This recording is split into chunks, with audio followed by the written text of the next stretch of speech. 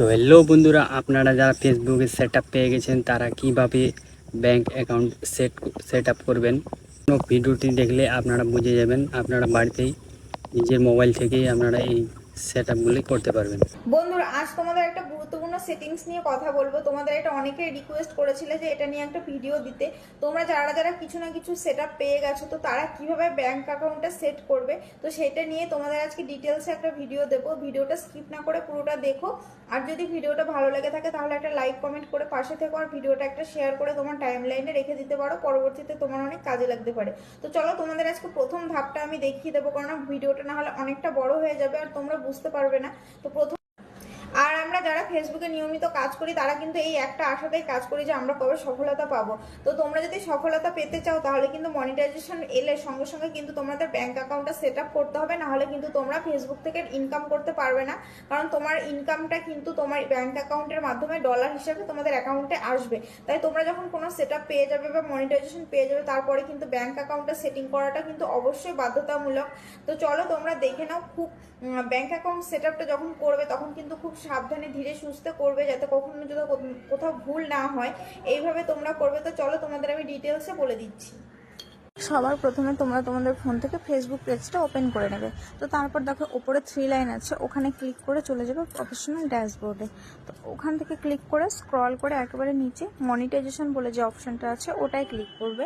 তো তারপর এখানে দেখো ওপরে লেখা আছে সি অল, তো এটাই ক্লিক করলে এখানে অ্যাড ট্যাক্স ইনফরমেশন এটাতে ক্লিক করবে। তো তারপর এখানে তোমাদের সামনে এরকম একটা পেজ চলে আসবে।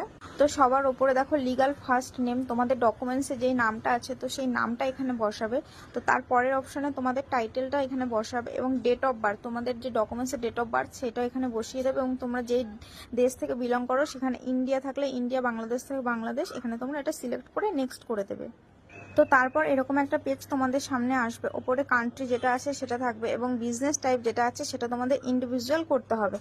তো তারপর নেক্সট করলে তোমাদের সামনে এরকম একটা পেজ আসবে। তো এখানে তোমাদের বিজনেস যে নাম, অ্যাড্রেস, তোমরা যেই সিটি থেকে বিলং করছো সেই সিটি, স্টেট, এগুলো সব দিয়ে তোমার এখানে জিপ বা পোস্টাল কোড, তোমাদের এলাকার পিনকোড, তোমার ফোন নাম্বার, আর যে পার্মানেন্ট অ্যাকাউন্ট নাম্বার যেটা আছে সেটা হলো প্যান কার্ডের যে নাম্বারটা আছে সেই নাম্বারটা এখানে দেবে। এবং যে জিএসটি রেজিস্ট্রেশন নাম্বার ওটা কিন্তু অপশনাল আছে, ওটা তোমাদের কিচ্ছু করতে হবে না, তারপরে নেক্সট করে দেবে।